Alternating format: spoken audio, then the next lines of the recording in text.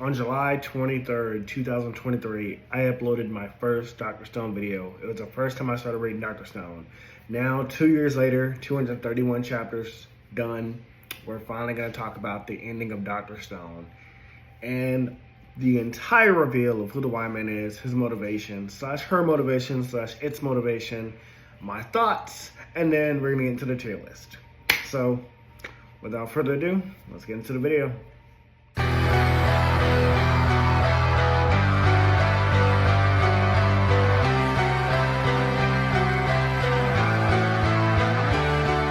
Hey guys, welcome back to Everything Anime Podcast. I'm your host Shinry, here at the Everything Anime Podcast, everything from anime, manga, video games, TV shows, and over the topic we're talking about.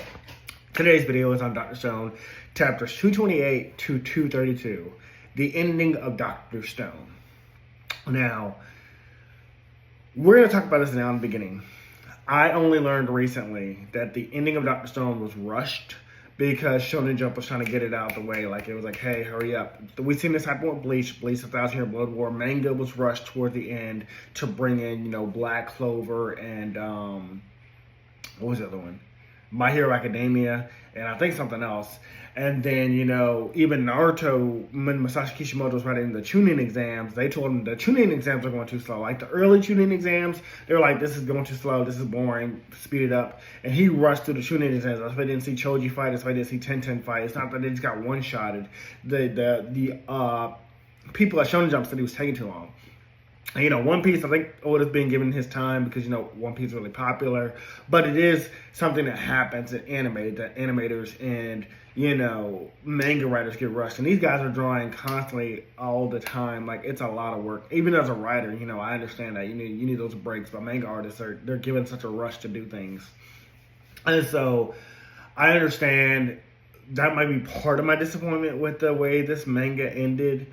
But even if he had more time, I don't think his reveal would have changed. I don't think a lot of things would have changed. I think even for pace-wise, the way we got to the moon, the way we get to this point is all fine. Even if he was rushed. Like, maybe there would have been like another mini arc, or maybe there would have been like some stuff happening all the way to the moon. I'm not sure. But even the way he portrayed it, it still gave it the passage of time that this took a long time to get here. And it was fun. And plus you have Dr. Stone anime dropping where we just got season 3 or 4, I think. I think it was season 4. And that was really good. So maybe just like T. Kubo is getting with Bleach 1,000 Year Blood War anime, Dr. Stone's going to get that chance to flesh out the animation for the manga that he didn't get to do the way he wanted to do it. But that's the preamble that I know about it. Like, he was rushed and, But again, even the way Dr. Stone's going now and the way it's been going, I'm like, it still feels kind of like nothing would have really changed. It might have escalated faster, but nothing really changed to make it feel rushed to me. But anyways, let's get into what you're here for. You want to know who the white man is, what his motivation slash his motivations slash her motivations or it motivations is. And so was I. There was only 4 chapters left at this point. Well, the first mystery is the black spot on the moon. It is another pyramid of Medusa weapons. So that black spot that Kohaku saw in space with the space telescope is just more Medusa weapons. And I was just so confused because I was like, why are we repeating what happened in Africa? Like, Africa, that was a huge reveal that there was a pyramid of Medusa weapons. But that the same thing on the moon, I was expecting a base. I was expecting the Y-Man to have weapons or some kind of military factory, But at least that means that the Y-Man had no short supply. So he could have set down these Medusa weapons at any time. He could have kept raining them down on Earth the moment he knew we were alive, the moment he knew we were working on the spaceship. So I was like, okay, so he could have repetrified all of humanity. Because all it took was one Medusa weapon to petrify all of humanity. Don't remember, Joel had that single Medusa weapon that petrified all of humanity. So you don't need a lot, even though he did rain down Medusa weapons in the past and during Matsukaze's backstory, he rained down a lot of Medusa weapons, but it only takes one to petrify the entire world. And that's when the white man slowly begins to reveal himself. And bitch, I was getting chills. The white man's talking shit. He's like, oh yeah, congratulations on finding me. Congratulations on making it to the moon. I was like, okay, where you at? Is it where you say? Is it Stanley Steiner? Because it cannot again be Kohaku or Senku. We know it can't be those two. Kohaku is not from.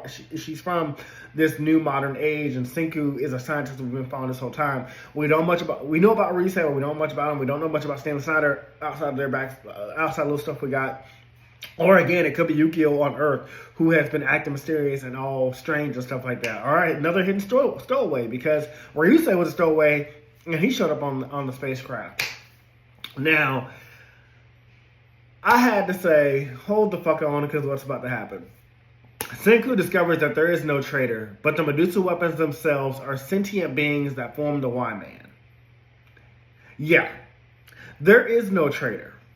The Y-Man is not human. It's not Senku's father, who also could have been the Y-Man, because I'm going to tell you now, you'll never know who Senku's father is. I know it's not, like, apparently important to the story, but I mean, that twist could have been good, like it being Senku's real father, because, Byakuya said Senku's father gave him up. We never even saw Senku's father's face.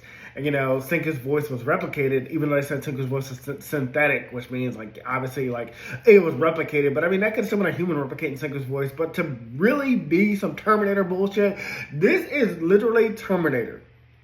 I'm not saying that Terminator can't be redone. Robot technology, ancient technology, or not ancient technology, futuristic technology can become sentient. Detroit become humans, done it. Again, the Terminator series, iRobot. But I was just so disappointed. I was like, the Medusa weapon is sentient. That is the Y-Man. That's the big reveal. I immediately lost all my hype when that happened. I was like, there ain't no fucking way that can happen. Because first of all, I was like, let me keep reading. But it completely ruined the story for me at that point. So Chrome deduces that maybe we misunderstood their last message of, do you want to die? That maybe they thought petrifying us would preserve our lives, forever in stone.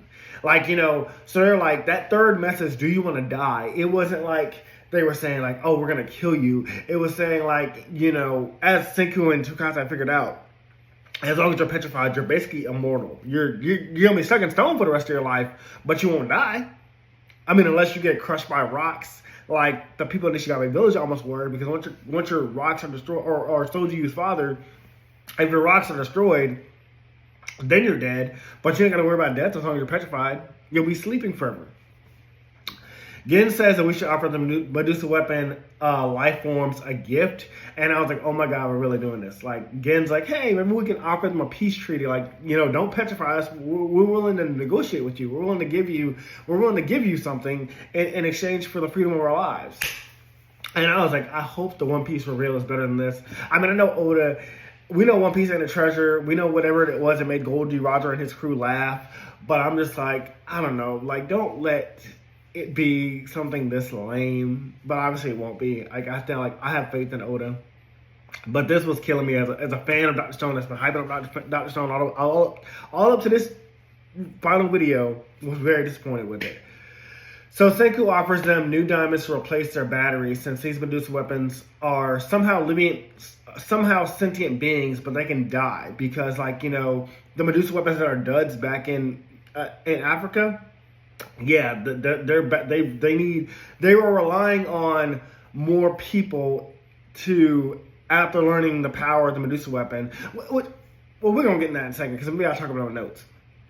But they were relying on more people to create more of them, more diamonds, and to, like, replicate their powers so that they could always live and survive. So as smart as these Medusa weapons are, and as sentient as they are, they can't save themselves. They need other humans to save them. So I was like, I don't know why no one found that weird. Like, no one's thinking, I mean, maybe they do find it weird, but the way they're talking to these Medusa weapons are like, oh, okay, yeah, we understand. You want us to save you so you can petrify us again. Yeah, that makes sense. But in exchange, Senku says, like, we will create more of you. We will create more diamonds and fix the duds in Africa. We'll fix you. But in exchange, you have to promise not to petrify all of humanity again. Which I'm like, well, that's the one thing they're offering. They're offering you immortality, basically being forever stuck in stone. And you're offering, like, we'll fix you, but don't do that.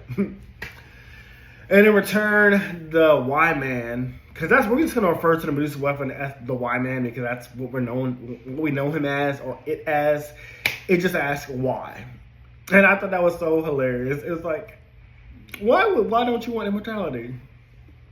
I was like, that would be hilarious if there wasn't such a disappointing reveal. Like, if the white man was actually a person, a woman, Senku's father, Senku's brother, probably Senku's father, honestly, or anybody that had a powerful motivation, and then they asked Senku, like, why should I do that? That'd be kind of funny because it'd be a human saying it, because that's been his whole thing. Why? That's what hyped me up about the white man.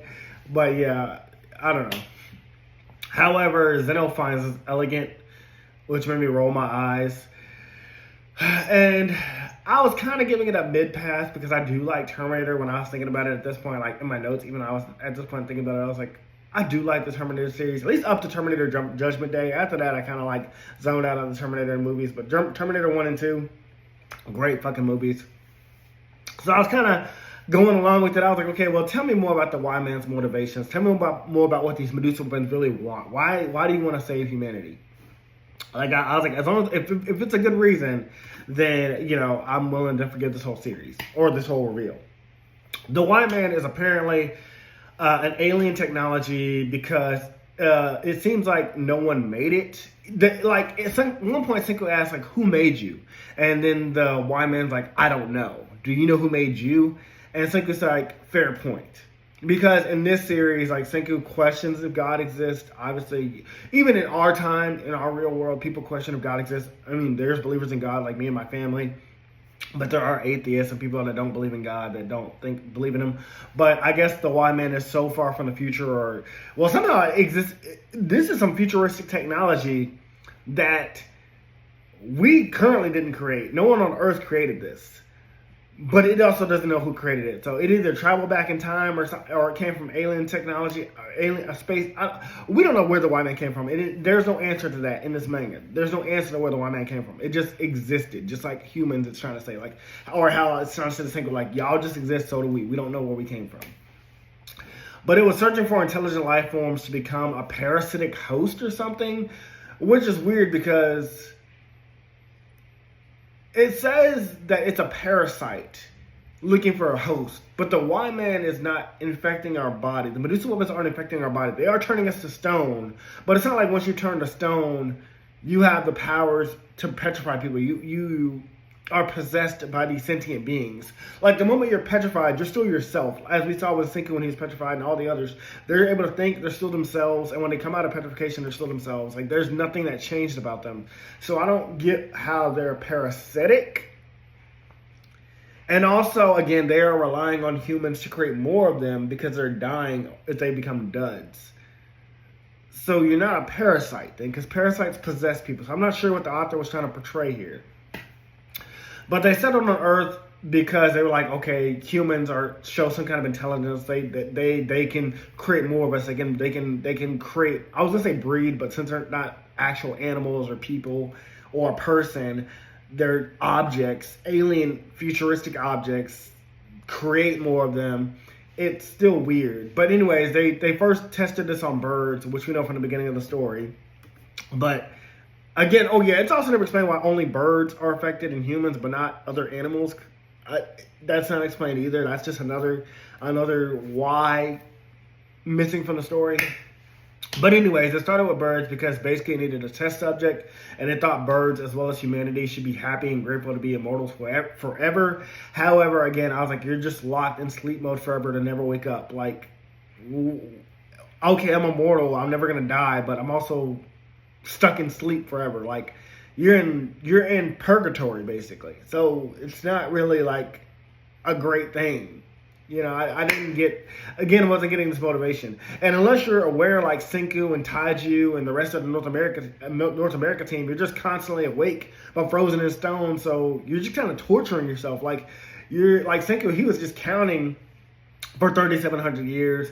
Luna was just like, I'm a strong woman over and over. And Taiju was calling out for Yuzu. Stanley and Zeno were probably thinking about each other, but like, okay, you're forever stuck in that state. You can't move. You can't get to your loved ones. You can't reach your loved ones. You can't call out and talk to them. You can't see them physically. So what's so great about being immortal? The Y Man, I just wasn't getting this. It just sounded like insanity.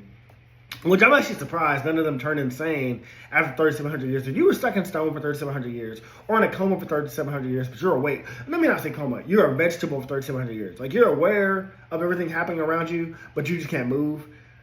I would go insane. I don't know how they stayed like, not conscious. I don't know how they stayed like in a proper mindset like that.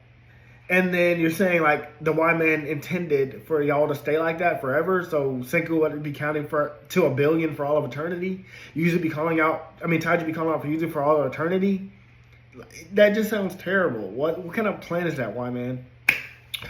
And also, the Medusa weapon / Y Man intended for there to be intelligent humans who would be aware enough and self-revive so that they will one day realize the potential for immortality and create more Medusa weapons, more of itself. So yeah, the Y Man, again, kids, if they turn into duds, the Y Man ceased to exist. So it was hoping one day humans would self-revive, which was Senku / Zeno.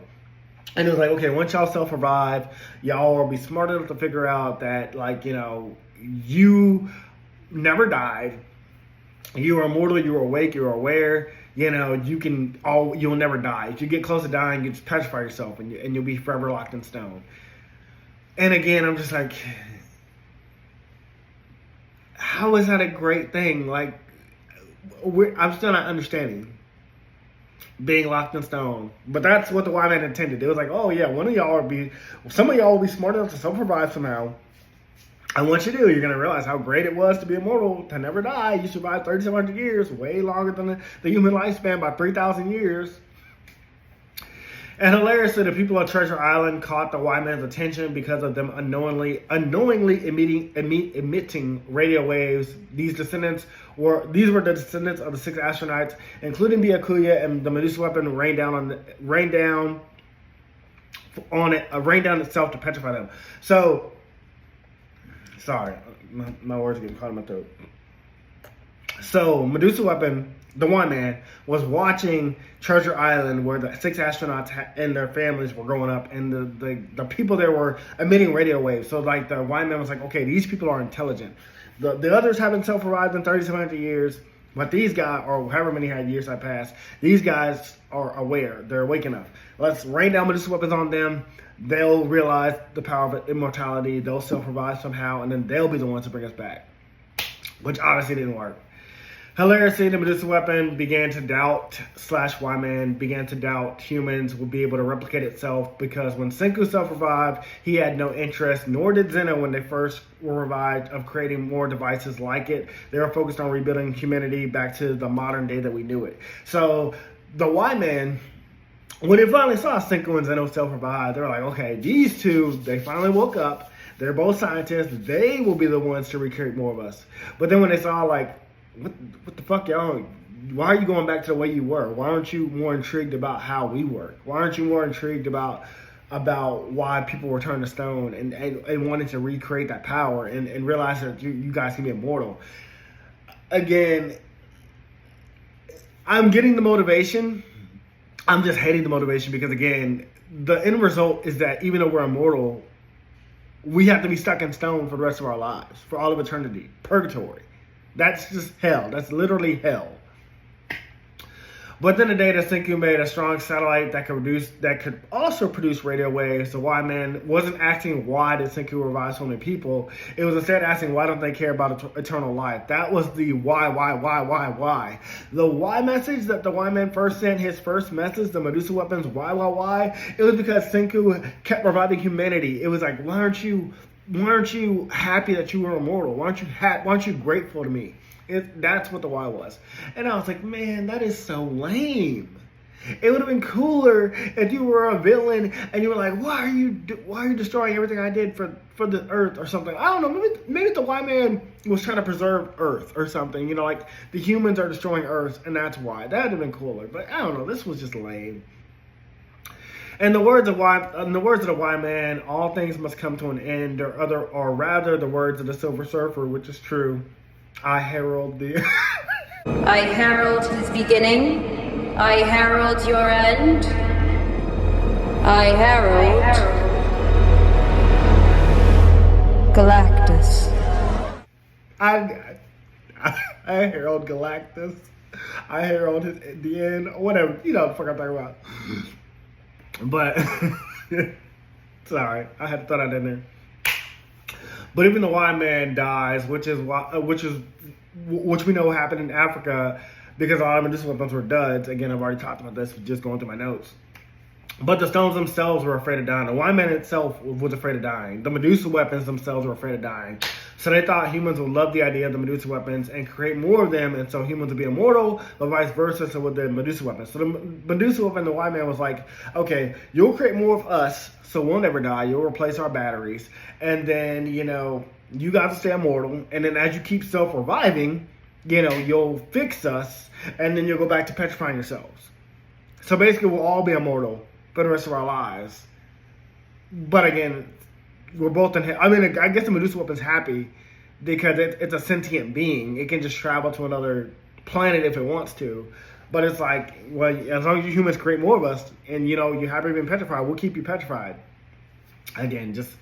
But I mean, eventually, if all the humans remained petrified and the Medusa weapons eventually became duds for whatever reason, how would y'all both preserve each other?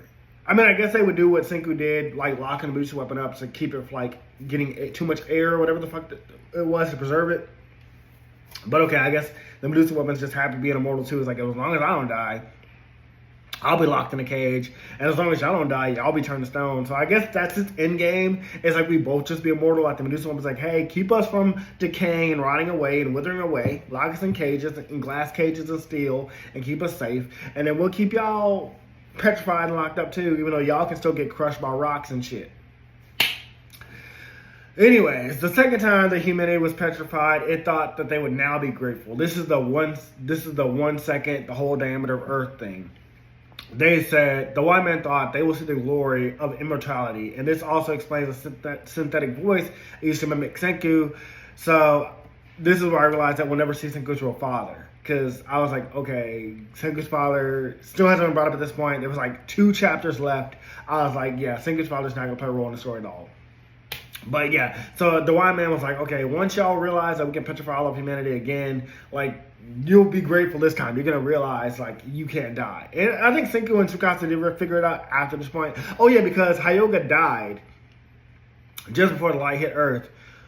And, well, maybe some other people died too. The other people probably got wounded in that battle. But even though they died, once they put the revival fluid back on them and they were re-revived with the revival fluid, all their wounds were gone. Even if they were dead, they came back to life. So the white man's like, yeah, now you'll see that we're saving all of you. So this brings us to the third message. When Senku and the others revived the second time in the world petrification, after the world petrification, and Senku began reviving more people, the White Man asked, do you want to die because you're rejecting immortality? So that does make sense. It does line up. I just still don't like it. Let me know what you guys think about this so far. This whole White Man reveal, by the way. The last time it activated its petrifying light on Yo and Gen was a last-ditch effort to show the beauty of petrification and to show its intelligence to them. It was trying to show Senku, like, hey, no one else was around when I activated, so yes, Yukio, you're cleared now officially. No one else was around. And this is probably what Yukio was hearing. Yukio's super hearing probably heard a voice coming from the Medusa weapon, and it was like, something came out of that, but no one was around it. But again, we were thinking the White Man was behind it. We were thinking Yukio. I was thinking Yukio was behind it. But this is where Senku decides he's ready to finally negotiate with it. And I was like, okay, let's see how this ends. But Senku says he wants to have a private chat with the White Man himself, and so the White Man conceals them both in a spear of Medusa weapons. This is kind of cool. I'll show it off for a few seconds, but again, I was really hating this reveal. Now, what does Senku plan to exchange with the White Man? Well, we're about to talk about it. We learned that the White Man / Medusa weapon can mimic the human form. So the face that we always see, that I thought would be a human skull, that I thought was like the face of the White Man screaming why, why, why. No, that was just the Medusa weapons mimicking a human face, a human skull, because that's what we can relate to, like a human face. Kind of cool, I guess, but it would have been cooler again if it was actually a person. Ultimately, the White Man determines that we lack the intelligence and intellect to accept immortality, and so it plans to petrify all of humanity again, but this time leave us petrified and move on to another planet. So that's what I meant, like, you know, it's going to petrify all of us, leave us in hell, and I guess it's going to find another species another intelligent life form more grateful than us, because this is alien life form for sure. Because no one in our time created it. It doesn't know who created it, and it's traveling through space and shit like that. So some alien futuristic technology that somehow either traveled. If it's from art, if it's from human technology, and no human on Earth created it, then it has to be from the future that time traveled backwards somehow. And if it has power, if it has access to a time machine, it has not shown us, or it has not told us that it has access to a time machine. Ironically, what we're going to talk about at the end, but so far, no, it has not shown us that. So that means it's the alien technology that created it. So it's going to, I guess, go infect some aliens to make them immortal, and then hope that when those aliens still survive, they preserve the Medusa weapon so that it never dies. That's, I guess, its plan. The only reason it doesn't attack outright is because Stanley Snyder's grenade launcher that could destroy more of its Medusa weapons, because again, it cares about itself. It doesn't want others of it to die. I don't know if it's like a queen bee kind of thing going on, or I mean, it's not like a hive mind thing, because obviously there's Medusa weapons that were duds and that were destroyed, especially when we're trying to figure out how the Medusa weapons worked. So we know it's not like a hive mind where you destroy one, you affect the whole thing. But it's more like a king/queen, and the other ones are like, it's ants. It doesn't want its people to die, I'm guessing. So that's the only reason why it hasn't just outright petrified Senku, because it's afraid that Stanley Snyder's going to launch that grenade launcher.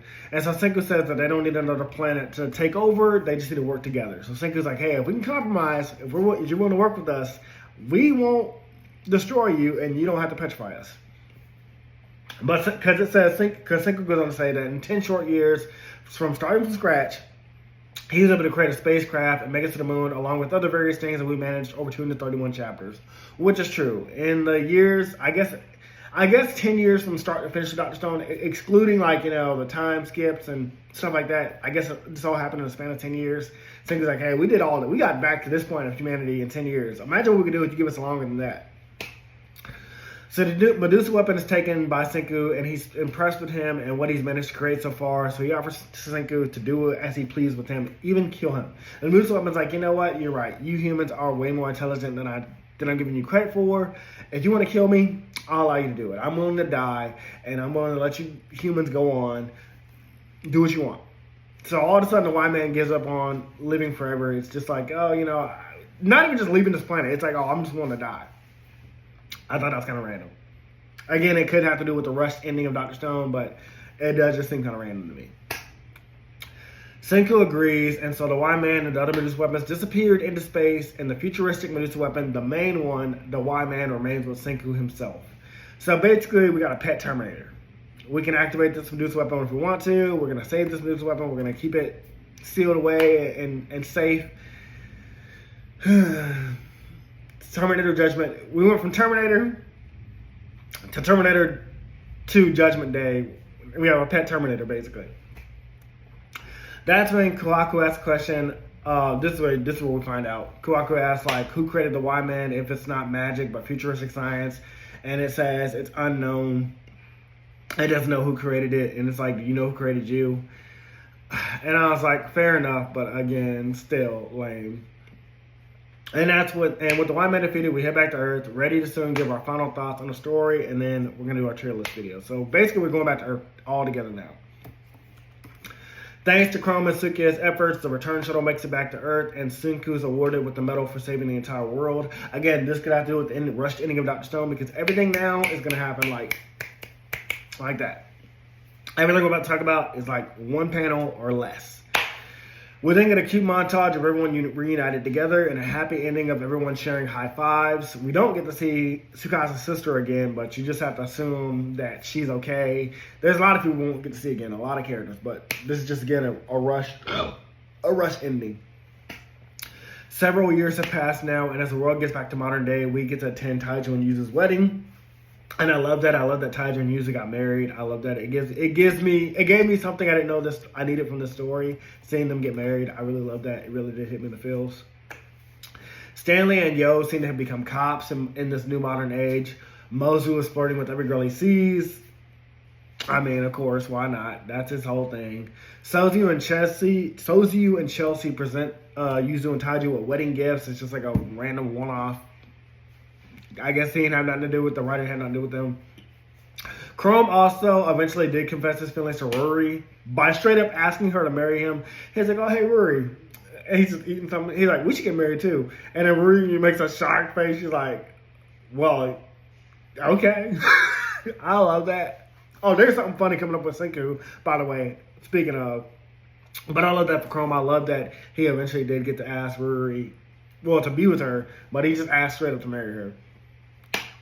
But then we go to see that Senku, oh, this was a gag. I thought Senku got turned into a woman because, like, I thought he did some Mr. Two shit / a long call from One Piece. Like, it's like womanly figure of Senku. And I was like, did long call step into this manga? What the fuck is Senku looking like a woman for? But it was just kidding. It wasn't Senku. It was just mistaken identity. But I thought that was pretty funny. They threw that in there. But what's the real Senku up to? Can you guess? What happens at the very end of Dr. Stone? What's the last thing we're going to do? It's the ultimate taboo. Senku is building a time machine, and that's the end of Dr. Stone. He's building a time machine to go back in time to save Byakuya and the other astronauts, to petrify them before they die, and so that they can exist in this new time. Now, before we talk about the actual 1.5, so you know how, like, real quick, you know how, like, sometimes after a manga ends, it gets like a one-shot manga? With Naruto, we had the Minato / Kushina. That's Naruto's mom's name. Kushina? I think it's his mom's name.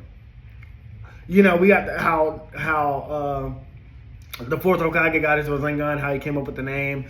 And Demon Slayer, you got that random backstory with Rengoku, which was really fucking random. And in Bleach, we had the Hell arc, which was very dope and interesting. I hope we get a whole full Hell arc. But Dr. Stone, these last 50 chapters, just one-shot manga. Nothing really of importance happens, but we're going to talk about it anyway. Because, and here's my problem with it. Here's why time travel will never happen.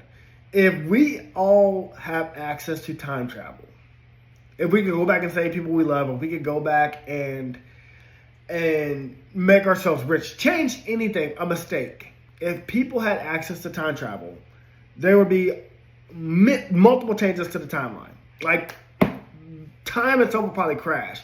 We would all go back in time. I would go back in time to save my dad. You know, other people go back in time to make themselves rich. Save the girl you love, whatever. If all of us did that, time itself would probably crash itself. We will never ever have access to time travel. If it does exist, it will not be open to everybody. It would not. Maybe to the rich, maybe to the wealthy, maybe to the lucky. But if everybody has access to time travel, there'd be too many people messing with the timeline. That's why I get what Dr. Stone's trying to do. I get what Senku wants to do. It's very noble. It's very, like, cute. Not cute. It's very honorable to go back and save your father and on the 6 scientists, astronauts. But Senku, if you believe immortality is wrong, going back in time to save Byakuya and the others isn't gonna be much better. But that is how it ends. And let's talk about the one shot. Now, and the series ends with Senku's famous line, "Get excited." That's actually how it ended when he's talking about the time machine. But again, there's still this one shot to talk about.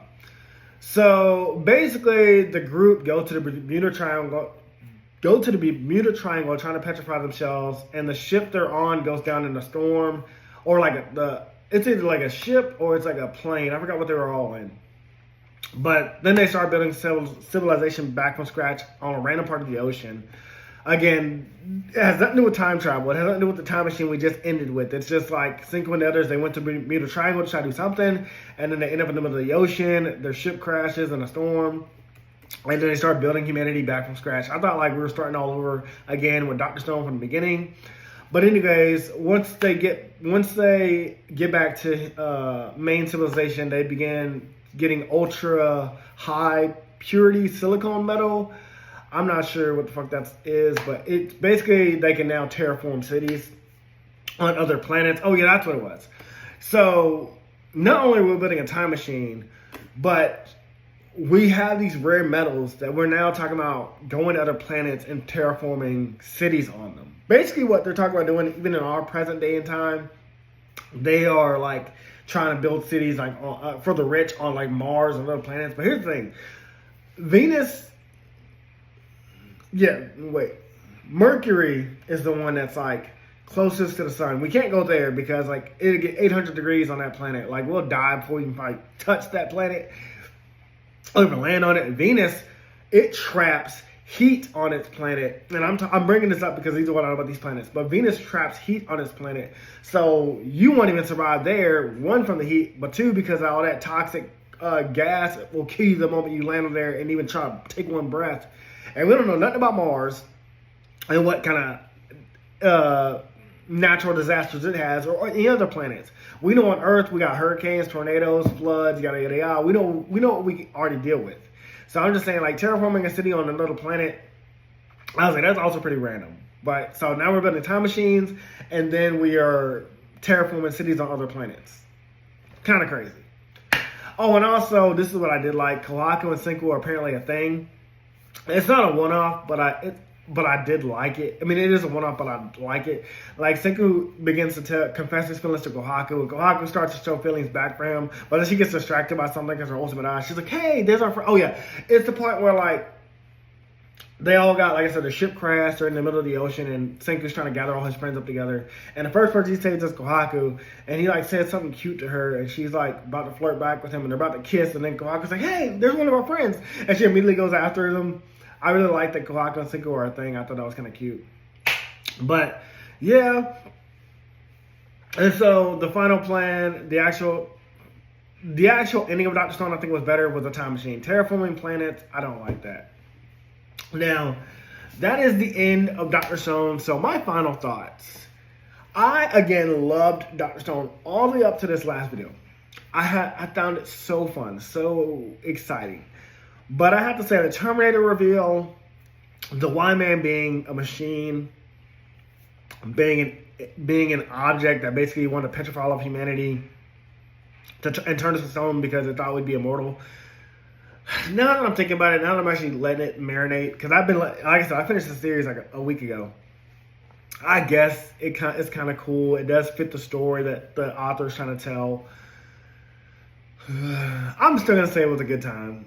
Definitely worth reading. If you haven't read Dr. Stone, go ahead and read it. I like that Kohaku and Senku got together. I love that Chrome and Ruri got together.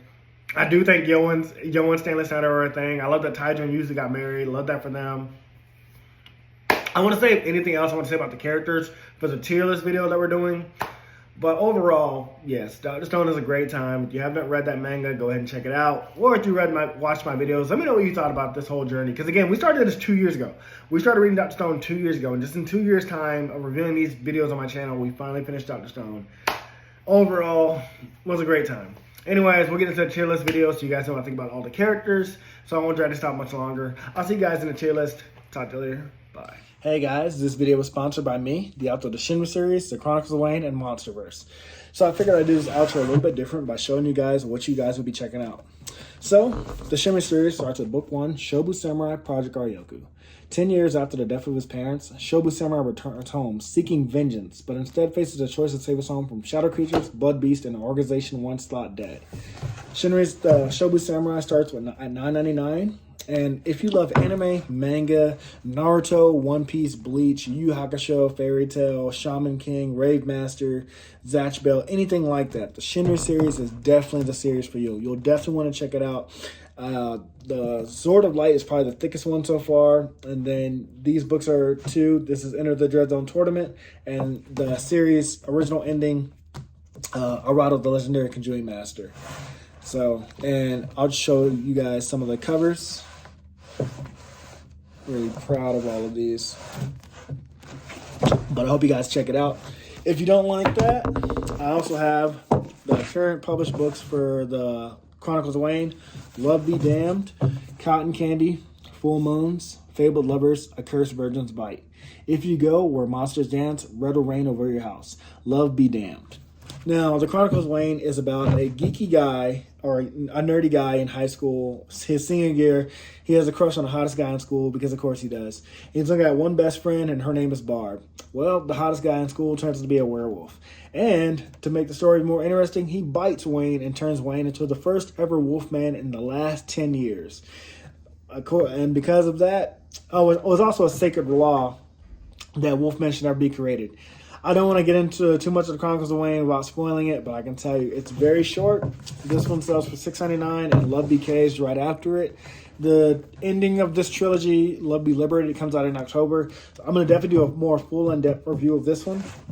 But yeah, it's an LGBT fantasy fiction story about werewolves, vampires, white witches, a dark warlock, and, well, many, many more surprises to come. So if you guys like to read, I definitely recommend. These are all the books so far in the Shinry series, except for Shinry's Beginning. I do have that one, but it's just not here with me. But yeah, I appreciate a like, support, or just a review on Amazon. Either way, thank you guys for watching. I hope you guys have a great day.